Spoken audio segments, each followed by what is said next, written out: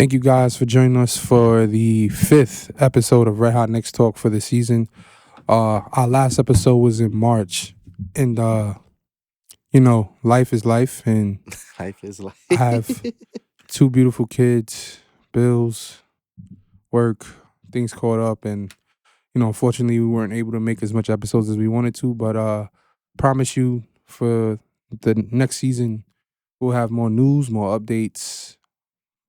We'll be a lot faster. Way more consistent. Yeah, we're learning. Getting the equipment together right. Our first season starting our podcast, it's a Everybody has little to start rough. somewhere. Right. So on behalf of Terrence and I, we apologize, guys. We apologize because we're going to do better and we will be better. Well, we better. Steven got 2 kids. I got 12 crazy kids. Like... Work. I know work, bro. Yeah, okay. So they don't come home with you, boy. Not with the fucking work we have to do at home, bro. Yeah, got to pay daycare, karate.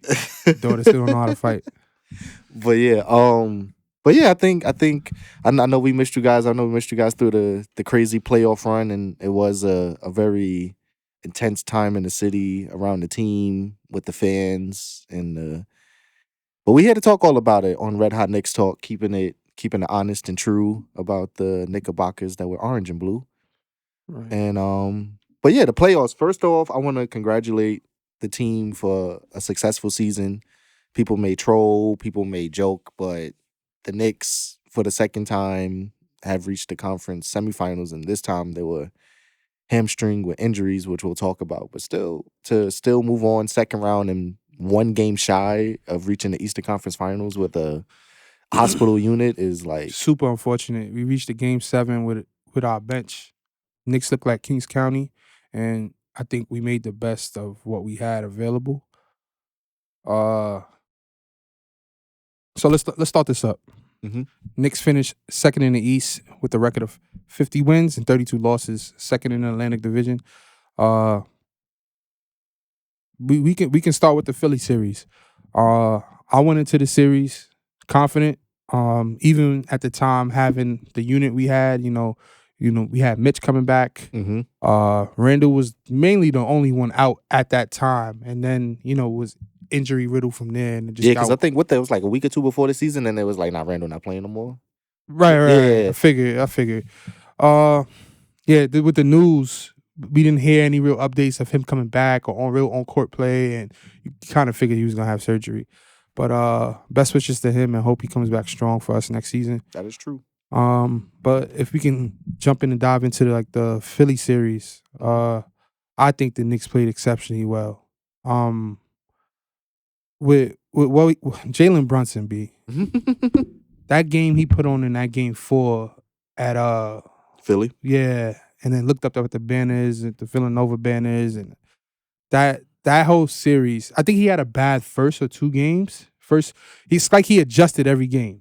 He saw what the defense was giving him. He was a little too amped the first 2 games because he was off his rhythm, and then also with the playoff defense was like. And then from there, his overs just went crazy. Like he nailed any. If you bet on him for any overs, he got you every over after that. Up until Game 7 of the Indy series, but that Philly series was tough. It showed how bad the Knicks wanted it. Mm-hmm. We got some fucking dogs on our team, man. Dante DiVincenzo, Josh Hart, Mitchell Robinson going out there with the bum ankle. Jalen Brunson, Precious Achua, OG and Anunoby, man. And you was the one, bro. It was like episode 2 or something before the trade, and you was the main one, really waving that OG flag. Yeah, and I was like, I don't want to trade nobody. I know. You can't be like like that. Can't. You want to get better, you gotta, that's true. You gotta do what hurts. That's true. You gotta do what hurts. It's like a breakup, bro. I'm about to say, because I think we recorded the day before that. The day before the OG trade, or like 2 days? 2 days before. Yeah. It was a Thursday. He got traded that Saturday. Everybody found out the news. Because he was the main one. He was like OG. And then sure enough, he was like, yo, bro, Knicks traded for OG. I didn't mind OG. He was vital for us that series, man. He gave us both, like him on that corner shot. I feel so confident when he shoots the ball. Mm-hmm. Him on the defensive end, guarding Embiid, switching on the maxi or switching, like he's just there and he just does his job. And it's like, that's one dude we got to re-sign. I don't give a fuck what he want. If he want $148 million 4 years, $150 million 4 years, whatever the number is, Get him that and a fucking Jolly Rancher. Like And a Jolly Rancher. he needs every request he wants. Give it to him. Mhm. Like we need that.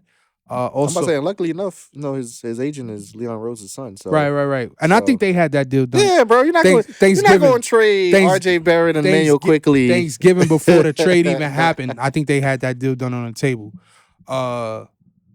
I'm pretty confident. I heard we can't really lose him. I heard the only team that may be interested in him. Who was it? Like a team with like crazy cap space, like Pistons. Nah, not even crazy cap space. Every analyst, every person I've watched, says the Knicks are 99.9. Yeah, bro. For sure, lock him. You don't make that trade and then lose him in the summer, bro. Not lock him in.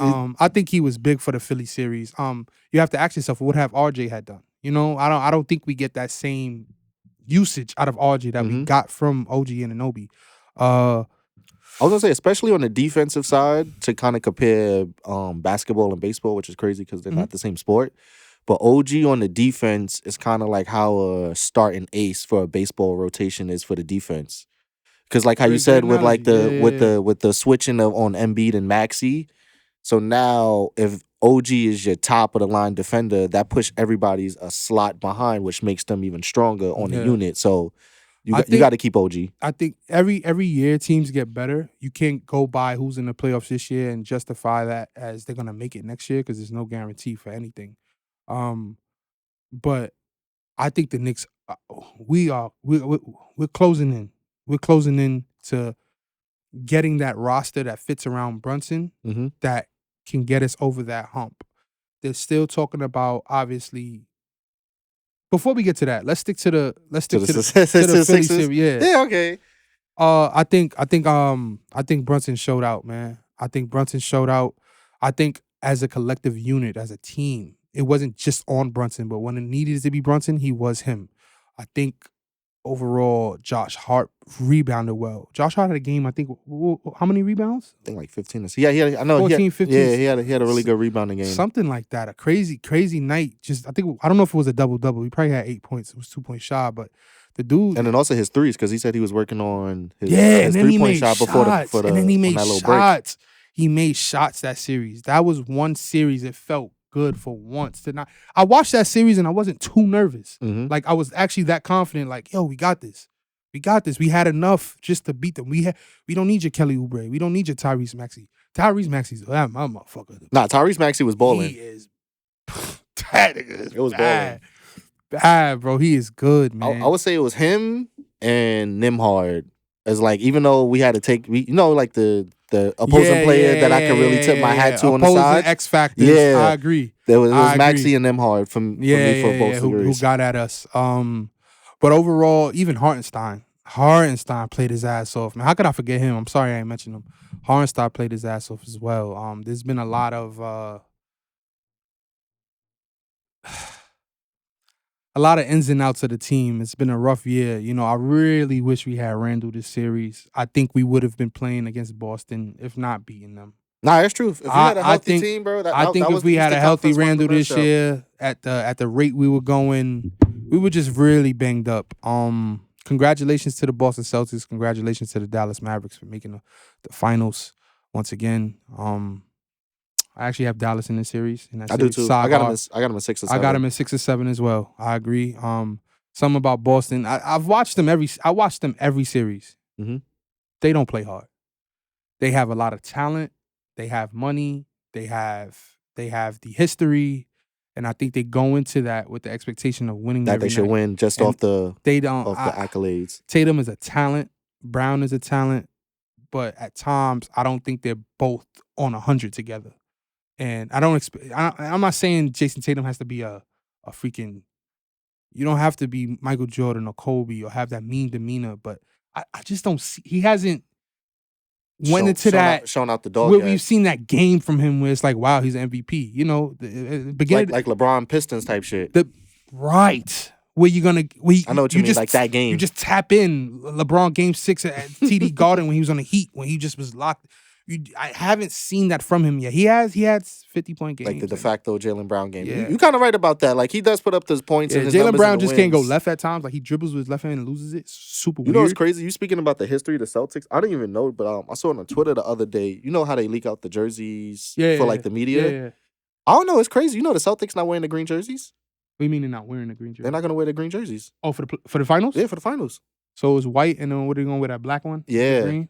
I don't know. That's weird, bro. Bizarre. That's for the Celtics, bro. It's actually set up ahead of time. I'm shocked. That's one jersey that signifies the NBA. Like literally, bro. And you in the finals, like that's your jersey. That's like the Yankees going to enough about those losers. This is a Knicks podcast.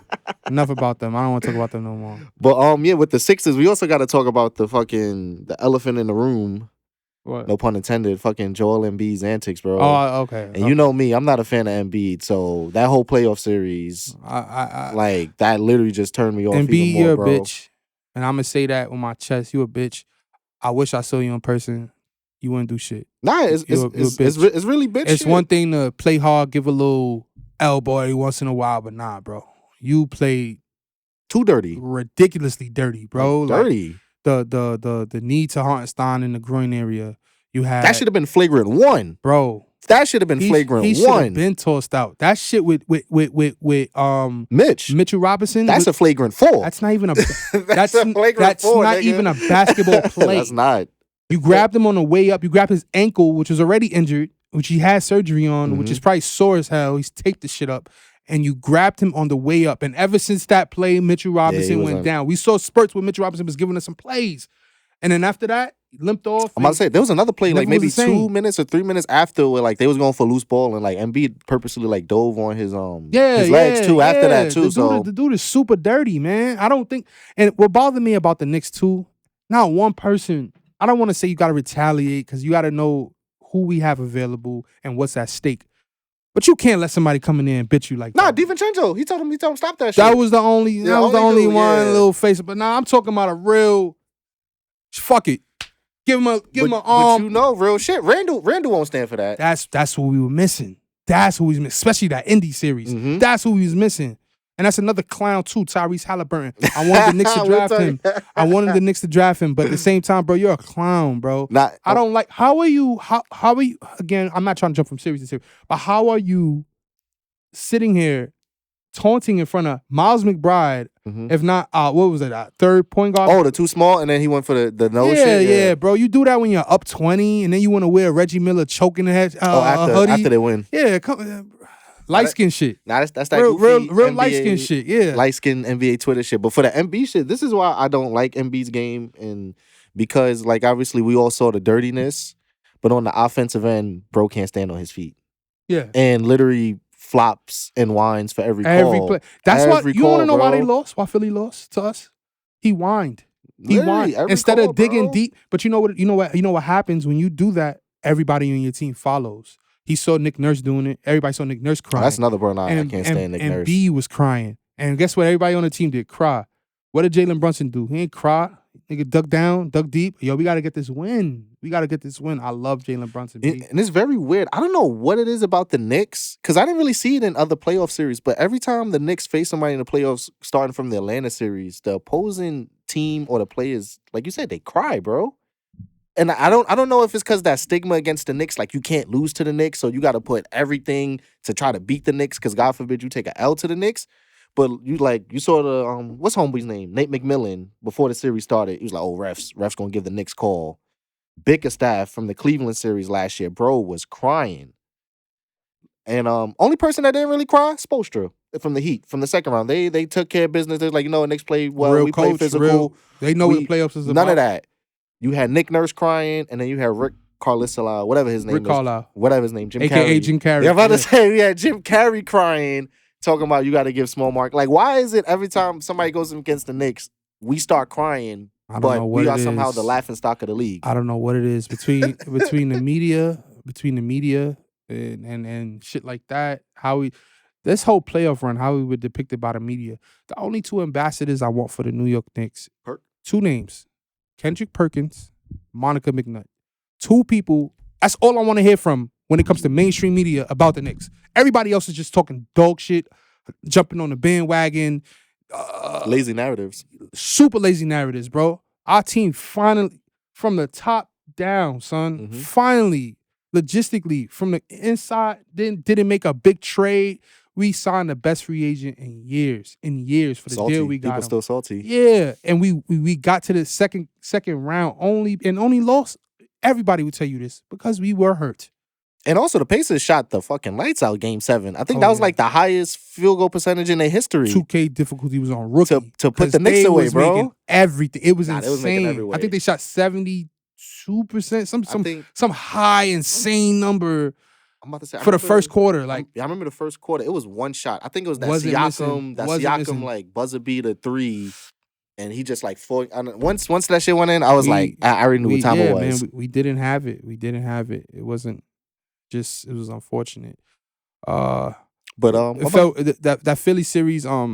What game was it? Where we lost? With the 30. I think Game 5. Yeah, we thought we could have clinched it. We could have. Yo, that shit. It's Game 5. Game 5, correct. That was the first game back at the Garden. We what you call it was smiling, thought it was locked in. Yeah. Everybody thought it was over.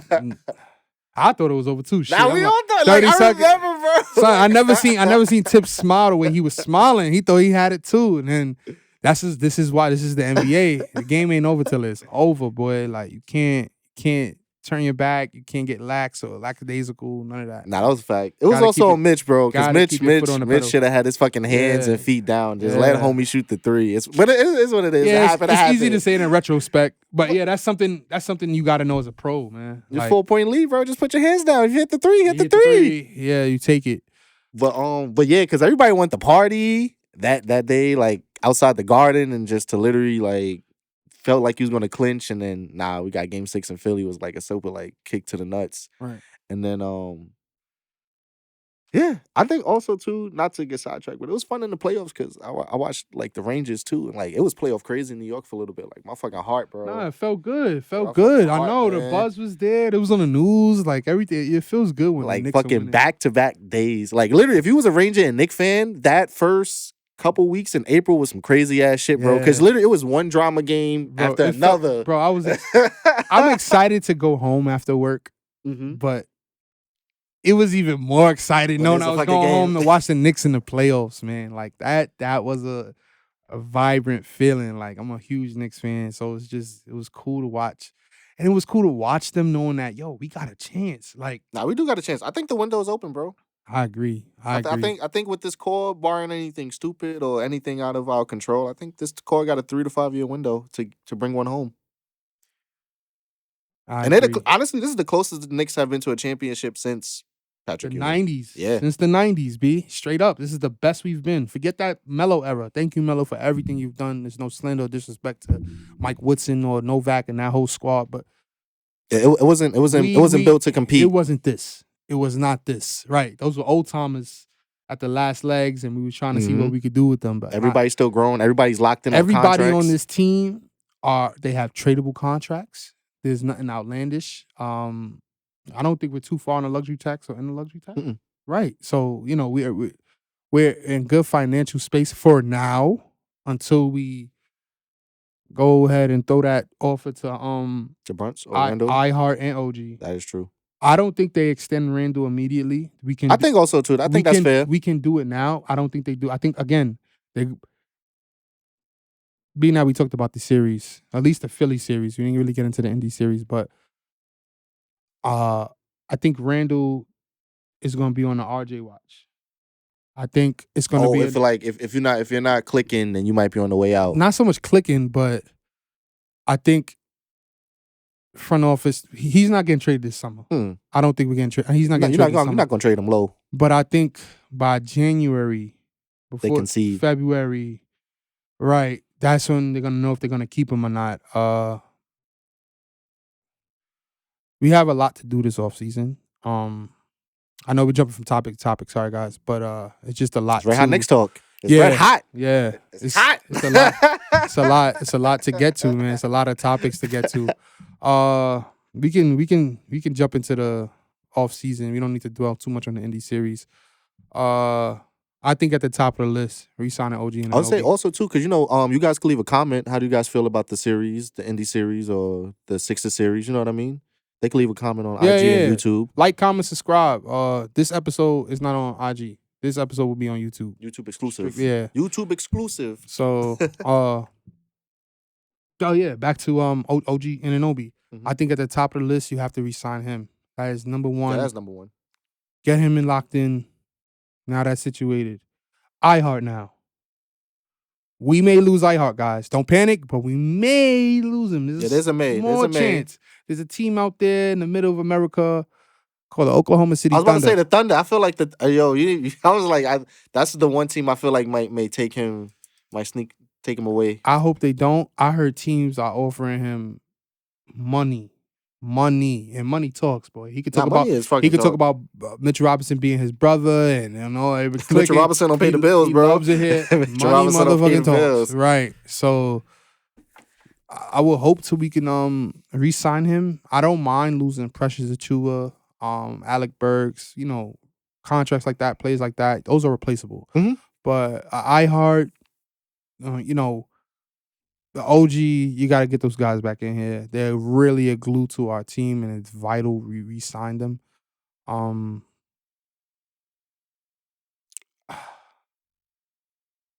It's hard to say what we do this year. I'm glad I don't get paid to make those decisions because it's really tough. You have to make the numbers work, and also everybody you bring, any player you bring into the locker room has to fit. Has to be a Thibs guy, right? It has to be a Thibs guy, a defensive minded. I'm gonna play my ass off. We don't want no Levines. Right. No Levine. We don't need any injured players. We don't need any diva personalities. If you a dog and you want to put that New York across your chest. Bleacher Report try to have Anthony Davis come to the Anthony Davis street clothes. We're not talking none of that. Under Thibs? Nah. Please. But let's unpack the Pacers series. Yeah. So going into the Pacers series, even as a walking 7-man unit, I thought they had a really good chance, bro. And they did have a good chance. They literally was one Hail Mary 2K shot away from going up 3-0, bro. Like, on some real shit. They almost went up 3-0. Who's the one that made the shot? Little homie with the braids from Gonzaga. Nemhard, the one. Yeah, Nemhard. That's Nemhard. So who's the other one? Which one? He got he used to be a Celtic, actually. Neesmith? I get them mixed up. Yeah, I remember they first because I don't really watch many Pacers games. Their names are very. I know who they are, but their names are very very similar. Yeah. Nemhard pissed me the fuck off with that little tall shot. He was 0 for 7 before that shot. 0 for 7 and throws up a Hail Mary and makes that shit with somewhat defense. He didn't want to foul. Brunson really was. He didn't want to foul, here, right? And it's just like, holy shit, man. And we win that game. 3-0. Series over. Yeah, they're not losing 4 in a row. And it's crazy. I wanted the Knicks, if we lose, I wanted to just be to Boston, East Conference Finals. It's a big accomplishment, but it's unfortunate. It's unfortunate, man. But I was gonna say, especially with that 3, because like you said, he was 0 for 7. Miles Turner was balling. Siakam was balling. What's this clown name? Halliburton. The dude is talented. He goof troop. Goof troop, bro. He's a fucking goof troop. He's talented. He's a good point guard, but the shots he throws up, man, it's just like, were you even trying to make that? It just looks like luck. It's like he runs around the court and then he runs to the 3-point line and just tosses some bullshit up. And that's why the fucking 3 by Nemhard was so fucking fucked up, because remember, he shot like a early in the clock, like brick 3. Right. But they didn't get the rebound. And that would have been the shot that probably would have put them down 3-0. And he literally got saved by that Hail Mary, bro. Yeah, man. Just saved. That shit hurt to watch, boy. And here I am. Here we are. Now we were 2-1. We were going to go 3-0. And it was a wrap. And I'm like, oh, yeah, we got it. We still got it. And it was just game after game after game. You gotta tip your hat to the Pacers. I'll be topping you up bump too. Especially because that was your fucking. Fuck him. What you call it? I forgot, because also that game 4 was an early game. I don't know. The NBA was fucking up with the schedules. Horrible. Yeah. Horrible. On Mother's Day or no less, on the New York Knicks game was like super early. Mother's Day Massacre 2024. If you're a Knicks fan, you don't want to watch that game. Yeah, that game. That was, I actually turned that one off. Just horrible. Like, I don't know, playoff losses kind of hit different, bro. It's unfortunate, man, because everybody know. And I think that's why Paul Pierce and some of these former players. Oh yeah, he showed his ass too, bro. They make these outlandish statement about the Knicks because it's hate, and they know, like, yo, these dudes were good. Like, they know we were good, and they know probably should have beat some of these teams. But it's unfortunate, and we were down 4 starters. That's a lot of players, bro. A lot of impact players that we were missing. Nah, like you said, that's how people don't watch the team, because if you had any respect, you would know a team, like you said, down 4 starters still fighting in the playoffs. Right. That doesn't give you respect. We did somehow we get clowned. We didn't have Quickly off the bench. We haven't. I think we replaced. I don't want to say replaced, but we upgraded the RJ position. With OG. Oh yeah, definitely. But we still haven't replaced Quickly in the show. Because with the microwave. Those points off the bench, right, just to get the team going with a mix of heart. Our bench was our starters. DiVincenzo's on our bench. Miles McBride is on our bench. And he's starting. Josh Hart is supposed to be our 6th man off our bench. I think everybody got used to them starting. And that's not the case. And they were giving us more production than they were actually supposed to. Yeah, that is true. Again, this is why the season was a success to me. Try to break it down microscopic, and really look at this and say, what was the season? And if you ask me, the season was a success. Quick little thing on Thibs. No Thibs slander allowed. Extend that man. Extend Brunson. I heard them. They like wife and husband. B. Ooh. Like Brunson and Thibs. B. Oh yeah, it's a family affair, bro. At the Garden. I heard. If Thibs don't re-sign or get a contract, which he will, he definitely is. Then Brunson obviously won't get there. But I love that. That at least we have our star player and our head coach on the same rapport, along with management. So it doesn't. Notice we don't hear any riffles from the Knicks in the news. Nah, and that's the thing. And the media wants that. The media loves to pounce. It's either the media likes to get the front office, the coach, the players, and the fans. They need one of them not to be on the same page. Right. For the first time in a long time, all 4 facets of the Knicks are on the same page and happy. I love it. And then they don't love it. They're not happy. We're working as a collective unit, which brings us to the offseason again. Back to the talks. Resign OG and Anunoby. Resign Isaiah Hartenstein if possible. Don't give him no crazy number now, but pay the dude because he did deserve it, and he did pick up the pieces when Mitchell Robinson went down and sustain that level of play, which is not easy. Yeah, 10 offensive rebounds in a motherfucking playoff game. I don't even think one of your best players on any team could do that. It's hard to do, and he did that. You gotta respect it, man. Yeah, his playing respect that black man. Respect that. You stupid. But I was about to say, even with Draymond Green, bro, like you said, like the haters, like Draymond. It's insane. Yo, I feel like it's one thing to have an opinion. This is another thing just to sound ignorant and dumb. No, he didn't. And a lot of times, a lot of these, like Gilbert Arenas and don't even speak about Gilbert Arenas, bro. He had the worst takes all year, bro. I would love to see what Becky Hammond has to say about Jalen Brunson. Oh, he's not a 1A. Because if that performance wasn't a 1A, I don't know what the fuck to tell you. What you call it? Didn't he try to trade? He's like, the Knicks should trade either Brunson or Randall for like Jalen Green or some shit like that early. And then he like, Gilbert Arenas shouldn't. I said his name. You don't even have to say what was said. You said his name. That should be enough. His first name is Gilbert. Gilbert. Fuck out. My son Heat in the locker room, if you know what I mean. Yeah, right. You want to bring a gun in the locker room? Look at my toy, guys. Fuck is wrong? Like.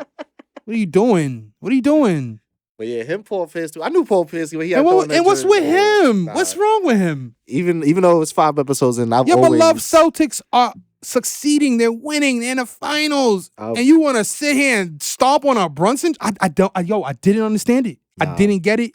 I don't know where. I get it. I've always been a Paul Pierce hate fan club, even in my youth.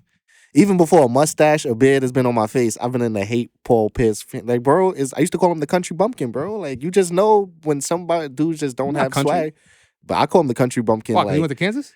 Yeah, he's just a little goof. He's from Cali. I know, but he's just always like literally like his swag, bro. Oh yeah, he's swagless. He got money. That's all it is. Like if he didn't have money, a lot of girls went to him. You fucking lucky a certain rapper's entourage didn't get the job done that night. You very lucky. I didn't go there. You very lucky. I didn't go there. And I know them dudes too. I didn't go there.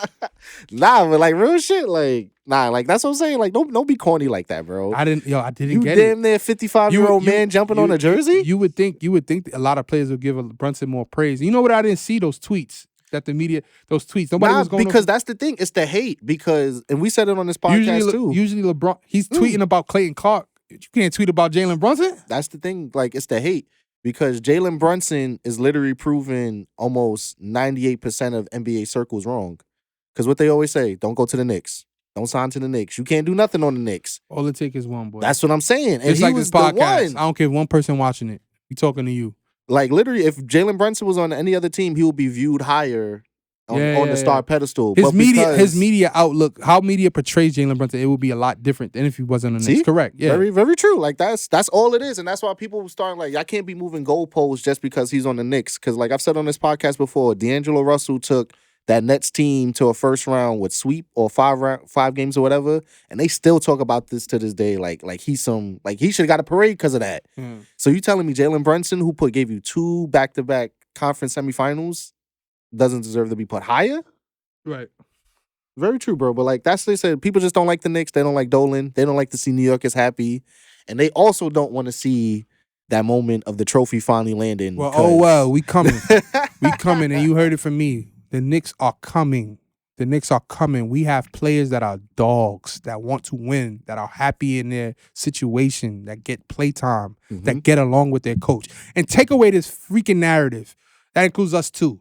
This whole Thibs plays his players to the ground. You can't take that everywhere. This is not Minnesota. This is not Chicago. He's currently on the Knicks, and he's been doing a great job. And if you look at what these players are saying in interviews, and if you look at what they're saying after the game, they really have a great relationship with Thibs, and they even say, he don't work us that hard. Like, we want to. They want to work. They encourage it. Want to work. Yeah, they encourage it. So, if you're not down with the team, then get the fuck out. Like, I feel like we need like-minded individuals. We need dogs. We also need somebody to pair with Jalen Brunson. Could be Randall. I'm putting OG. Right, Randall wasn't. But like I said, we haven't seen. You're not going to make the trade and not break up the trio with them not playing any playoff minutes. You at least got to see what the trio can accomplish. You know what I mean? And all we saw was January success. Yeah, that's what I'm saying. 14-2, and shit. You had NBA Today talking about the Knicks. 14-2. We was coming. Nah, they was cooking. We was coming. We had slapped the shit out of it because I was inspecting that game. I think that was the one that woke everybody's eyes up. Because even me, I was like, oh shit, we beating these niggas by like 35. Yeah. Randall meshed very well, and since the addition to OG Anunoby, Randall's assist had went up.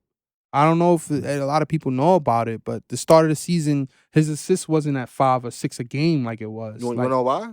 He ain't trust RJ. I can't argue that. And it's crazy that those shots RJ would miss, OG makes. Yeah, that's what I'm saying. He makes. And it's like he gets back, and then he also plays defense too. Yeah, then you see him get a fucking fast break steal, and it's like, oh shit, we got a defensive stopper. Like, pay the dude, man. Because Randall be like, I throw it to you in the corner, you brick. Now I got to play defense. So, like, you know what I'm saying? It makes everybody on the court life a little bit easier. It's real shit. It's real shit. And notice when Quickly came in the game, he knew his job, man. And I think Quickly wanted his money. I don't think we could have gotten OG without Quickly. You had to trade somebody. Again, I think I said this a while ago, too. I was like, I didn't miss RJ. Like, it's cool. Obviously, he's a homegrown New York talent. But, like, I miss Quick. I think I said this. I think I said we're gonna miss Quickly more, man, and it really showed in the playoffs. Some Quickly replacements, in my opinion. Anthony Simons. Oh, I always liked him on the Blazers. Jordan Clarkson. Okay, I can see that little LA. You got some Laker Knicks going on over there with Clarkson, Randall, Hart. But those type of microwave players to get us going off the bench. Get some bench, yeah. You need some bench we points. got an Anthony Simons to back up Jalen Brunson. I'm comfortable. If we could be comfortable with Jalen Brunson sitting on the bench for 5 to 8 minutes, get him his little rest each quarter, and you throw Anthony Simons to run the show, I'm comfortable. I like Simons. He like a Diet Booker. He's like a real Diet It's Booker. crazy. And before the trade, you know who I wanted? I wanted Terry Rozier. Oh, you did say that. And I think he would have helped us. I said that, man. And I wish we could have kind of finagled away with Charlotte to just get him in here. Pat Riley said, Yeah. Why you think they took him? He know. That dude Terry Rozier is scary Terry, man. Like, that dude, he gets into his bag. It's tough. He catch you with his stutter steps, head fakes off the dribble, and he could get to the basket. I'm about to say, I think that last game against the Heat, he was on like a heater too Yeah, against the yeah. Knicks. So before he got injured. Yeah, he didn't miss like one shot in that first half. He was good too. Miami was injured too, somewhat. They didn't have. Yeah, they wasn't really full healthy this year. Yeah. But one thing I noticed, Miami feels like they plan for the playoffs, and like you can't do that with the regular season because then you're gonna falter out. You know what I mean? Like they kind of like, all right, we're gonna make our name in the playoffs, but you also gotta. That's why I kind of like Thibs, because Thibs is like, yo, we go from preseason, training camp, regular season, playoffs. There's all facets of the year rather than we're going training camp, preseason, but yeah, stuff like so. But I know and that's another thing about Thibs that, like you said, like why we should keep him. But from seeing Knicks basketball since I could visually remember, I've never seen a Knicks team so prepared. Because you remember the early 2000s, mid 2000s, the Knicks will come out and they would just like they didn't look they no defense assignments. And that's what Thibs does. He says, I prepare the guys to play. I prepare them to play. And then when you look at them night and night, yo, you can't. Well, even you breaking the fourth wall. I know you watched the games, and I know you probably said, did you feel nervous? Honestly, like watching the games late, did you feel nervous? I didn't feel nervous either. Usually, like before Brunson, it's late in the game and it's like, oh fuck, we're screwed. Like, you don't know what's gonna happen. But if we're down, right. Right. It was different this time. Like it has a different feel, this team. We fight to the end, and you can't be mad at that. Look at that game against Philly. Oh, with the three? The crazy three. Yeah. Yo, this team fight. I literally texted my friend Chris. I was like, fuck, we lost. Like maybe a minute before that shit. That's not me, B. It's crazy. DiVincenzo just fight. He remind me of he's small in stature, but he got the heart of a champion, and he just fight. He's a champion, bro. OG I don't know. That whole play sums up our season. OG, the offensive rebound, the kick out to OG Anunoby. OG Anunoby had the shot. He could have shot that shit and said, nah. Gave it to DiVincenzo. RJ shoots that? RJ shoots that. Everybody, now it's the real trade him. Yeah. We didn't wait that long. To say that. I don't want. See, I'm glad we didn't. But I feel confident in our front office that they'll make the moves necessary for us to be better and get us. They're not gonna make any dumb moves either, too. And that's another thing. Everybody has tradable contracts. All them contracts is movable.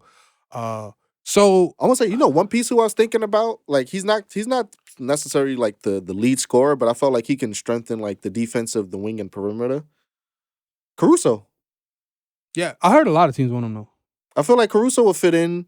Like, there's not too many players I would want to bring into this group, but that's one. Those that I'm type thinking of about.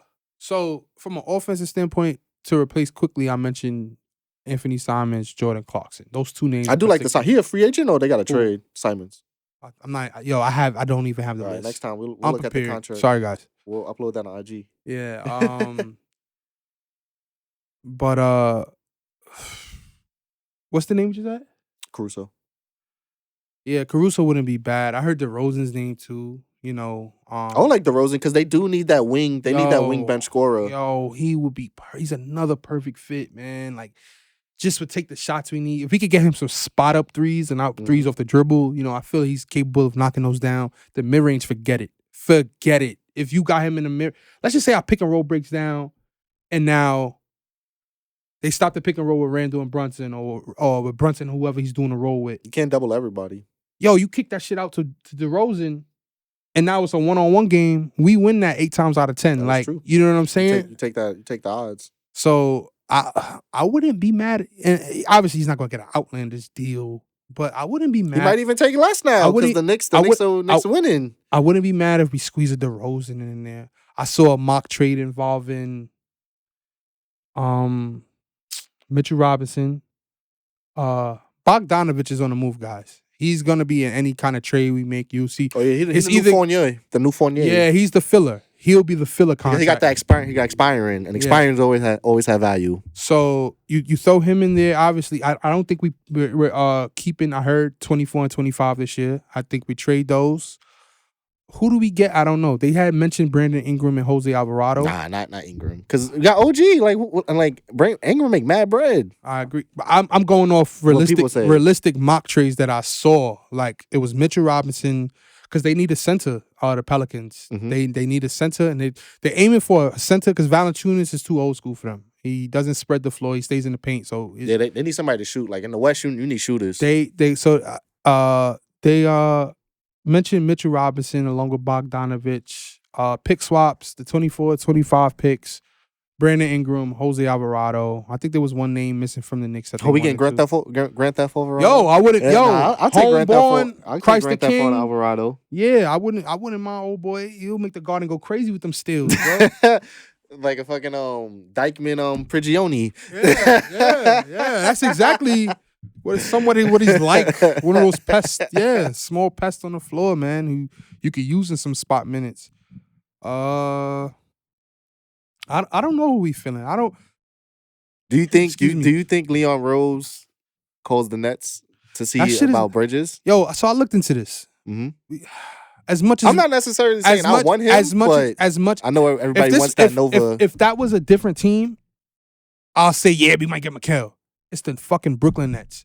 I think the last trade the Knicks and the Nets have ever made transactionally via trade was in the 80s. 1989. I believe the last deal was, I forget who it was for, but I came across it. 1989, the last deal between the Nets and the Knicks.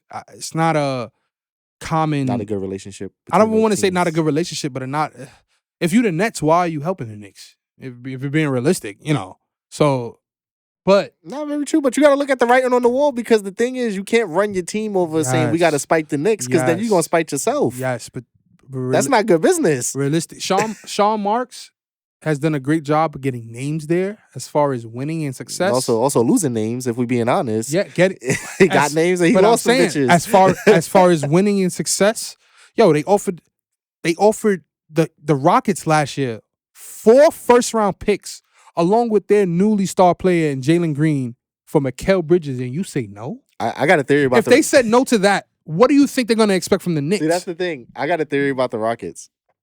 I think the Rockets want Bridges because I think they want to flip him to the Knicks. And the Nets are not stupid. That's my theory. I think the Rockets want Mikal Bridges so they can chit chat. Because that's the thing. Even if it's not just with the Knicks, they can do a 3-team trade. You know what I mean? They just want the asset to be part of the conversation. One team we're not mentioning is the Atlanta Hawks, who hold the number one pick out of all fucking people. Yeah. Hold on. Speaking of Atlanta Hawks, let's talk about them. Because they got the number 1 pick. People got to put that 2021 series to bed now with Trae Young and the Knicks. Because the franchises have completely... Yeah. But people don't wake up. Yo, Trae Young is on the move. I heard Trae Young is on the move. At first they were saying LA, but now they're saying the Pelicans. But oh yeah, that was always the hype beast move to get Trae Young to the Lakers. I would love a 3-team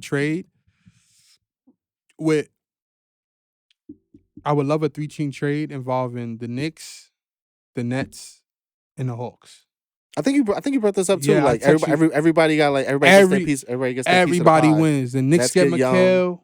The Nets get younger, and they get Trae. You get a starting point guard, a star player, and then you get picks. And the anti-Knicks. Yo, that create. You bring Trae Young to Brooklyn, which already has a past rivalry with the Knicks with that one. And I say rivalry safely because how he performed in that bow at the center half court on the Knicks logo. Best believe none of us forgot. No, it was real. That's the shit Halliburton was trying to get. So you mean to tell me he come to Brooklyn? That's going to put fans in the seats. It's going to create a real rivalry, in due time. I think for both teams it helps. And you lose a Mikal Bridges to get a star player, actual star player in Trae Young, Mm-hmm. I think if we can do that, and I don't know what Atlanta gets. I forgot the mock trade. I saw it though. But it does fit each team. And they get picks and young players. Each team does get compensated in some kind of way and fills a void of what they're missing. And I think that's what's important in making a deal. When you make a trade, it's not always trying to get over on the next person. You want to show that team hey, I'm fairly trying to trade with you. This can help your team and this can help my team, and we can both be happy. That's really how NBA trades supposed to work. But Right. Twitter, everybody has to be like, Right. we raped you. Or I we think got the Knicks. I think the Knicks have a history of getting fleeced for so long. They have nobody competent making the calls, bro. Right. I think we're doing a great job, and I think. And also, they didn't have leverage because when the Knicks came a calling, you knew they were desperate. So if you got somebody desperate, like, all right, bro, you got offering 2 picks, you want 4. Melo deal, prime example. Desperate. Dolan wanted to star. And from looking at Rose these past 4 to 5 years, if you look at that, and if this was 2011, if we're gonna be exact, he doesn't make that Melo trade. He waits, we sign him. Now we have a better roster. And the weird thing too about the Leon Rose and the Melo trade, which a lot of people forget, he was Melo's agent at the time. Wow. With the trade. So he saw when the Knicks gave up the farm for the star and then had nothing to build upon. Because when Melo got here, it was like, all right, bro, we gave up our assets for you. This is it. So Leon Rose saw like you can't really sell the farm to get a player because then it's not going to work. All right. Especially in this new age of NBA of team building and aprons and stuff like that. You can't really like mortgage everything you got to bring somebody in. All right. One name. I wouldn't mind losing Mitch for and replacing him with. And this dude's, you don't even know who I'm going to say. Jokic. No, just because his fucking face. Who you gonna say, bro? Nick Richards of the Charlotte Hornets. See, I don't really watch the. Damn, bro. Yeah, great big man out of Kentucky. Good young player, has promise, plays hard on the defensive end. Could protect the rim. He's about 6'9", 6'10", but so just like a little more seasoned. Very similar to Mitch. More durable. Jamaican. I'm Jamaican. We're durable, baby. Yo, we about to bump the 2K sliders. Yeah. Yeah. Yo, +3 Jamaican. he's good. He's not Mitchell Robinson, but if we do lose Mitch, I wouldn't mind signing a player. That's a good replacement. Okay. Inexpensive. He could come right off the bench, back up Hartenstein, and it'll be, you won't even talk about Mitch Robinson no more, But Mitch actually posted something on the gram, or he tweeted something, and he basically saying he's not going anywhere, and y'all gonna see. He sees all the Knicks fans talking about trade him, he's not durable, and blah, blah, blah, blah, blah. I like Mitch. He's limited offensively. I understand he has a job to do. There's no plays being called for him. Nah. Speaking about that really broke me. Just reminded me they didn't throw him no lobs in the playoffs, bro.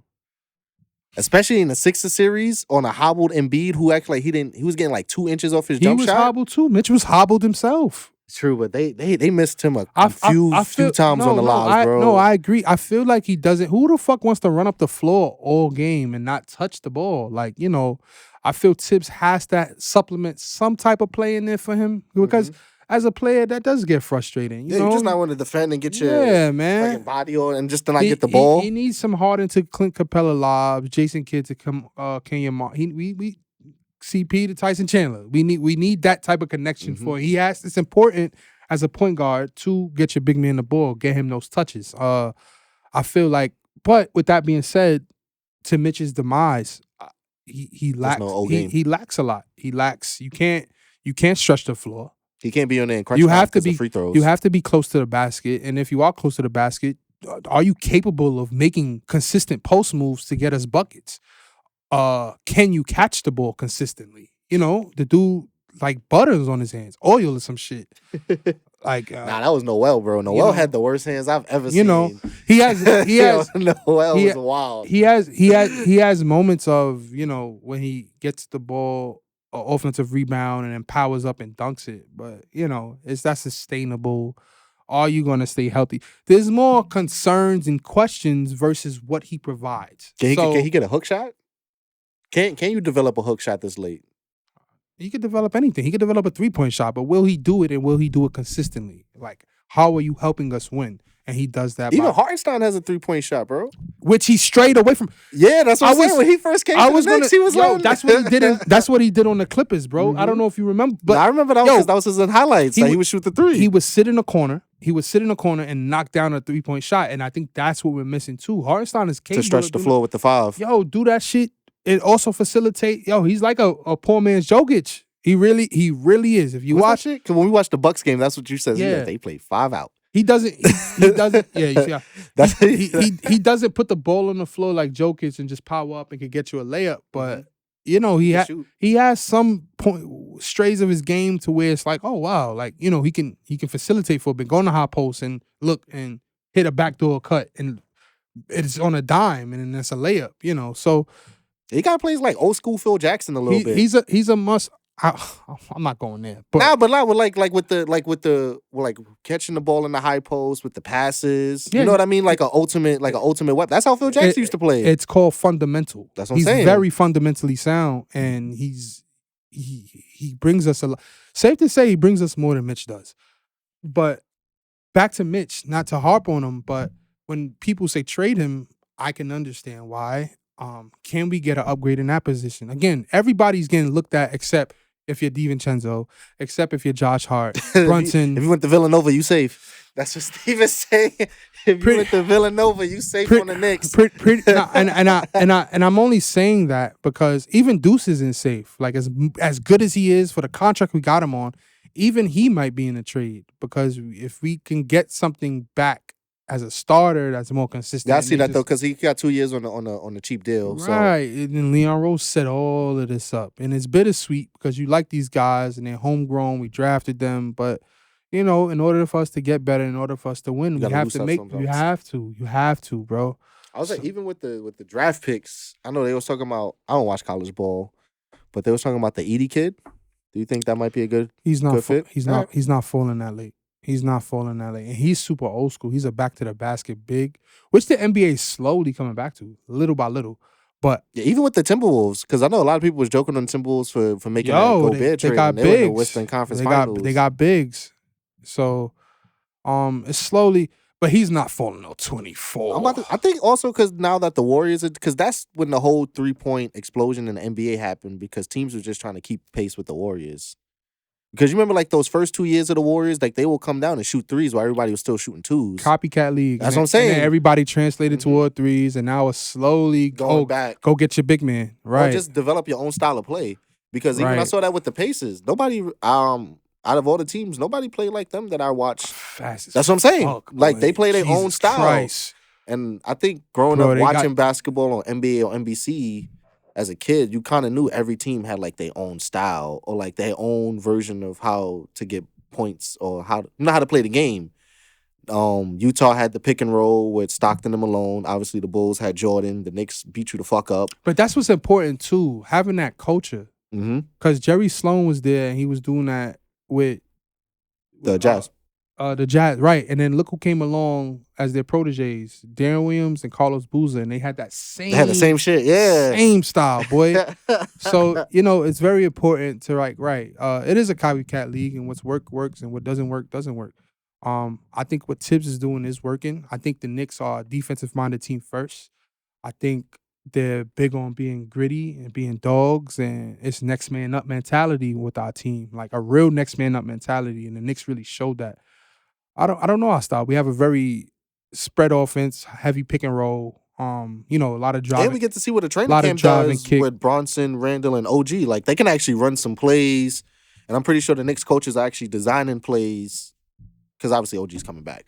But you know what I mean? Who's our two guard? Like, that's the thing. We need our team needs is a big wing. A big two-way wing. I'm not saying Paul George, but that type of player. That is true. Someone that can create their own shot, someone that can consistently shoot the three, someone that can defend and has size. So we finding that fit and finding the contract that fits is what's difficult. And who are we giving up for that person? The next piece of the puzzle. So right, and that's what the big boys get paid to do. That's what Leon Rose and World Wide West. It's not something easy.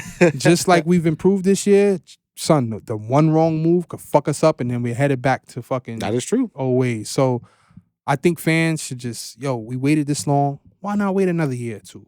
Let's just wait and see. Let's get Brunson locked in, even though he's locked in. Let's just extend him. Let's get OG signed. Let's get Hartenstein back. Again, bring back specific names. I don't mind losing DiVincenzo. I don't mind not DiVincenzo, excuse me. I don't mind losing Precious Achua. safe to say I don't mind losing Mitchell Robinson. Deuce McBride, you're cool, you got promise, but if a team wants you for a filler, we could get I don't want to say a real player, but like a decent upgrade. Correct. A decent upgrade, a better player. He has to be in that too. Take the goddamn picks. Let's do some pick swaps. Again, you mentioned in the beginning of this episode, this is our window. Mm-hmm. Yeah, 3-5 years, bro. Son, we have to. Every move matters. I do think we should keep one pick, like 35th pick I think we have in the second round, and just get a wing. They do well, and do well. Like, honestly, this new team does well in drafting, bro. Like, I agree. The only heart was Obi. That was that was the only. That was the only. And that was the highest pick. The most high pick they had, kind of with. But everybody else, I think our medical department could be better too. But I can see that. Besides that, you know, like how transparency with the injuries, or like what's up, that too, or with the just conditioning. Keep these niggas healthy. Okay, it's a general. How these niggas getting hurt? Get them back on the court. They only really started getting hurt, like we said, once Randall wilded out. Once Thibs found his favorite 7 or 8. That was it, bro. Nobody else was playing. He ain't fucking passed the ball to Brunson, and he injured his shoulder. That was the fucking start of the fucking dominoes. I showed you. He had 18 points. He was going for his 20. I know, you said that Brunson shit. went for his 31. Brunson hit a 3. Heat went back. Knicks got a steal. Went on a fast break. Old boy could have passed the ball. And Brunson was. I still remember Brunson was like this. He was waiting and he was waiting to get his for the 20. ball. He tried to get his 20. That's what happened. But hopefully he lives and learns about that, because like you said, like if the team wins, you win, bro. Yeah, like bro. Put some Nikes on your feet. He used to play in Jordan Taxis. He used to play in Kobe's sketches now. He's flagship. That's why, man. Yeah, you want the money. He's flagship. You want sketches. the money. Yeah, you would have landed in some Jordans. Niggas about to cop some Randall sketch ones. I haven't even seen his sneaker advertised, me. I don't think he has a. No, I've seen him do. He has a signature shoe. I've seen a commercial. Yeah, I don't think he has a signature shoe, but I think he just wears like one of the performance joints. Fucking Sabrina Ionescu got a shoe over Randall. Her shoe was fire. Her shoe was fire. I do need a pair of Sabrina ones. But yeah, bro. And then speaking of ones, this was our first season. 5 lovely episodes. We'd like to thank, honestly, Brooklyn Podcast Studio for housing us and showing us showing us the ropes while we started off. Yeah. Me and Steven, like you said, we've been doing this way back before podcasting was even big. Right. We was doing this in high school at the table, trying to chit chat before the teacher can catch us about the Red Hot Knicks Talk. So seeing us now in adulthood, doing this on our leisure time and entertaining people, and Season 2 of Red Hot Knicks Talk will be better, guys. It'll be fire. We are coming. Also, shout out to Knicks Fan TV. That's facts. CP the franchise. CP, I know you probably don't watch our podcast, man. Our lowly podcast. But bro, you are one of the best. You are one of the best. Thank you for doing everything you do. Thank you for your Knicks updates, the people you interview, your professionalism, the class, just everything. JD, Alex too. Alex, the light-skinned cat on your team too. He's pretty good too. Like you guys do a great job. I'm a fan of your podcast. No Jay Boogie? I watch it because I said him. Nah, I said Jay Boogie. The dude that would always be in their chats, Jay Boogie. In the chat? Yeah. He'd be like one of like the last calls. He'd be like, yo, we gotta hear from Jay Boogie. Oh, the Spanish dude. Oh, yeah. Que lo que, wah. Yeah. He's mad funny. Whoever that is. He's mad funny. I like him. He's cool too. But yeah, they have an audience, man. But CP, you really inspire me, man, because I want to be great just like you. I will be consistent. I will be better. But I just wanted to give you a shout out, give your podcast a shout out, man. But yeah, man. I think we're doing well. Like we said, summertime, me and Steve gonna take a break. Just like the players. Yeah, give you minor updates, summer league or something like that, or do something from the Instagram page. You can check it out. I'll transfer it over to YouTube, but like reels and stuff like that. I'll give you at least updates on the draft. If we at least made a trade, you'll see those updates. Or some signings and stuff like that. Signings. So you'll get the trade. Any updated news you'll get from our YouTube, more from our Instagram. But yeah, we'll definitely update you guys, let you guys know. Also, gonna try to get that TikTok going for season 2. Like I said, it's all a process. So I think like season 1, thank you guys. This was like, and I like it though because it was authentic, especially in this new age of social media where everybody's filtering and editing to be pristine. This is straight up guerrilla podcasting. We got studio time, we chit chat, and I like it. Yeah, no makeup. No Straight off the makeup. makeup. There's no we don't Yeah. got somebody over there with blush. Yeah. There's no catering in here. Yeah. This is just straight up raw, and I'm gonna look I finally just on dropped season my 1. son off. This is real life. Yeah, I man. just left class Yeah. with these crazy ass kids, but So, we appreciate everybody. We hope you guys have a good summer. I hope the Knicks keep doing what they do. We will be here in the fall. Me and Steve gonna try to hit some games next year to vlog that. So like I said, I'm going to season opener. he went to the season opener last year. I'm gonna make that my like it's a bill I gotta get paid, or like I'm going to the season opener after this season. Shitting me, I don't care if it's my last $400. I'm going. I'm going to that season opener, and I'm gonna be loud. Meet you with a microphone. And I'm gonna be supportive. Some side talk shit. I'm gonna be excited, man. I want to see the Knicks win. Speaking about side talk, I think Knicks fans gotta get rid of the side talk energy. Why? Because I think like not the. I think when it's like speaking authentic, I think when it's true and genuine, cool. But when the Knicks lose and you're out there saying Knicks in 8. Because that's the thing. People literally just go to the Knicks game just to bug out now. Nah. And it's not genuine, bro. Nah, you know why you keep it? Because it's authentic and it's original. That's Knicks in 8, bro. Like, you can tell they wasn't in it, bro. Nah, bro. Nah. That's side talk. Boston tried to do it, failed, bad, cringy. Indy tried to do it, failed, bad, cringy. We did it. It was a natural. That's what I'm saying. It was natural. Leave it. They was there since Bing Bong and that whole leave it. And then the funny thing is too, people be like, yo, when you be like fuck Trae Young, like he's like rent free. But the thing is, I can tell you right now, the fuck Trae Young chant is just a reminiscent of that season and that era in the city. It is fuck Trae Young, bro. Nah, it is. But when we say fuck Trae Young, it brings up that COVID feeling. He took a bow at half court. It's forever gonna be fuck Trae Young. I think if he don't take that bow, it's not as bad. He took that bow like, yo, I really destroyed y'all. Nah, he really did. I really thought y'all was gonna win. Them threes was wild, bro. Disrespectful. He's a star that came in, did the job, and then took a bow. That's why it's fuck Trae Young. That's why I said that's what Halliburton was trying to do, but he don't have the charisma. That's what I'm saying. He tried to get his Trae Young moment, but you wore the hoodie, you wore the Reggie Miller hoodie after the game, post game, but you didn't wear it coming into the bro. Stop. It annoys me because the money, the status, the fame, the ass kissing, it gets to their head. And he's one example of it. Like, I'm not taking away from his play on the court. Like, he could ball, but it's just all the antics. It's like he's super corny. It's just like, bro, just be who you are. There was no reason to be doing this to Miles McBride. It's Miles McBride, bro. Like, no disrespect to Miles McBride, but you're taunting 8th, 9th best player on the team. Like, come on. That's like Randall doing that shit to LaMelo. That's like a boxer taunting you, knowing you hurt. And knowing I can't box. Knowing you can't really defend yourself and he's taunting you. Come on, bro. Stop. It's like a fight night animation. He didn't do that to Randall. He didn't do that to DiVincenzo. He didn't do that to even Miles Turner. You saw it. Like, you saw it. I don't know these dudes personally, but you saw it. Like, with the push? Him and DiVincenzo. Like, I just felt like... Nah, hold up. Homeboy came off the bench and then get suspended. Who? That James Johnson dude. You can't come off the bench, bro. That's the shit I be talking about. Tell that to Adam Silver. I don't know to tell you. Niggas can't be coming off the bench. This nigga really fucking stormed the bench to get Miles Turner. I'm like, yo, you can't get off the bench. Yeah, Where's the suspension? But it's just the theatrics. It's like, can y'all just stop, please? You're not going to fight. And it's just the whole, I'm tough. Everybody just wants to do a good stare down, and I just don't understand it. You know, it's just the fake tough persona they were trying to put on. Your coach had to tell you to play tough.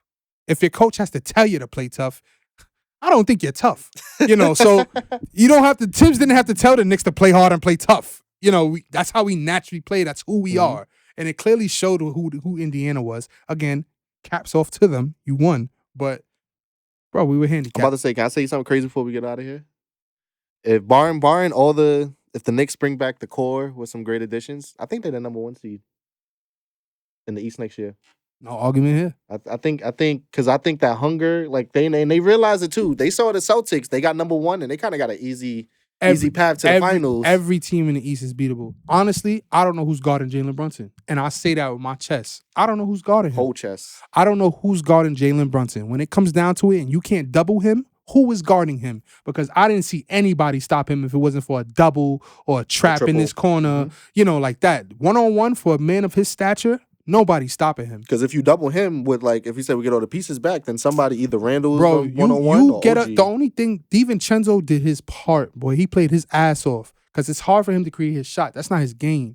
But we Just catch and shoot. We get a starter with some size, a wing that's 6'7", that can play defense along with create his shot. Again, I think the person I'm describing is DeMar DeRozan.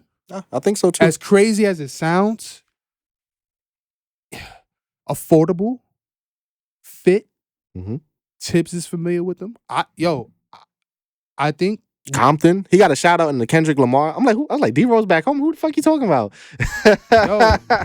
Yo, Compton killer. I think DeMar DeRozan, because realistically, we want the big. Obviously, we want Booker. We want Mikal Bridges. Nah, I think that ship has passed. That was when the Knicks were star hunting. Now they're looking for, like you said, complementary pieces. I don't think we have to go crazy. I think we stay even kill. If we can, I don't know if he's a restricted free agent though. Who? DeRozan. I think he is restricted. I think because the Bulls got to make a decision on him and Caruso. That's why I brought him Caruso up. But we'll look at that. Could you imagine if we do a sign and trade and get some bullshit off? Like they want Mitch, McBride, and the picks, Boggy, 2 of the picks. You send over Caruso and DeRozan. That's actually not a bad deal. Who the fuck says no? I wouldn't say no for that. For Caruso and DeRozan, I feel like that. If Caruso and DeRozan, that's definitely Eastern Conference. They have Vucevic right there right now. I don't know what that situation is. Nobody's trading for Levine.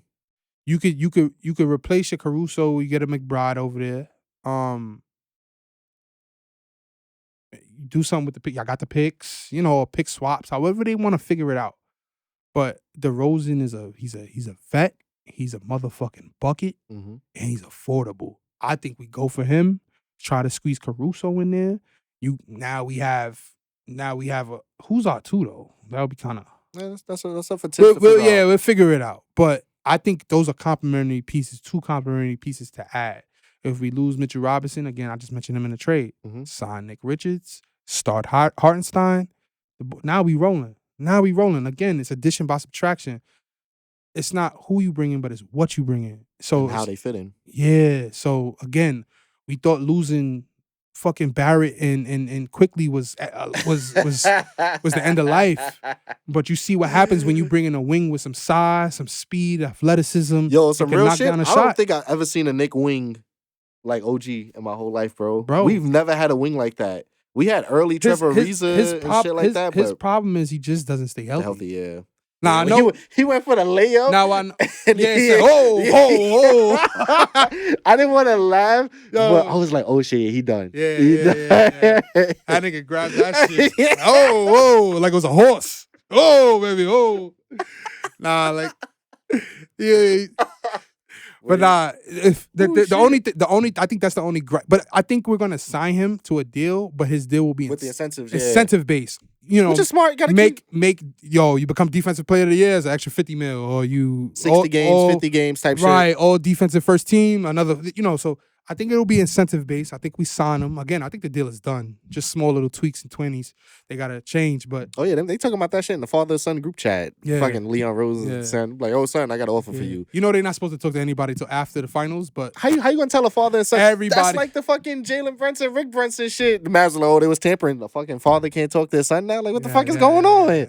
But that's what I never understood about the NBA. Because how did he have that rule, but you allow family to be on the same team, to work on the same team? That's the whole you point. Can't say they don't talk. That's but what I'm saying. I think the NBA knows this though. But. I forgot. I saw that tweet. It was like Villanova and nepotism saved the Knicks. And that's how I feel like season 1 should. When it works, you could do whatever you want. As long as you win, a lot of people are going to deal with it. Nepotism is a great word to use because obviously it's all CAA, Villanova. At first it was Kentucky at one point. Now it's Villanova, but it's working.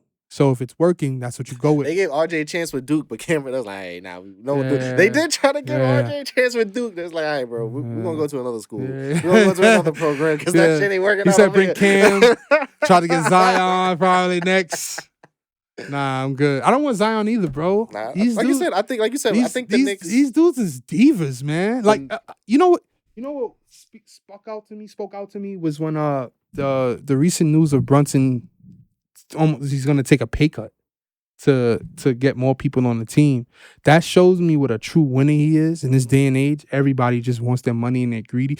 Like Paul George is looking for a team to offer him the max, and I heard Philly's gonna do it. Oh, let Philly do it. Let Philly do it. Let Murray give out the money. If Paul George and Joel Embiid is what you think your future is, and you think that's what's gonna do something in today's day and age, what's his name? Money Morey. Let Money Morey cast a check.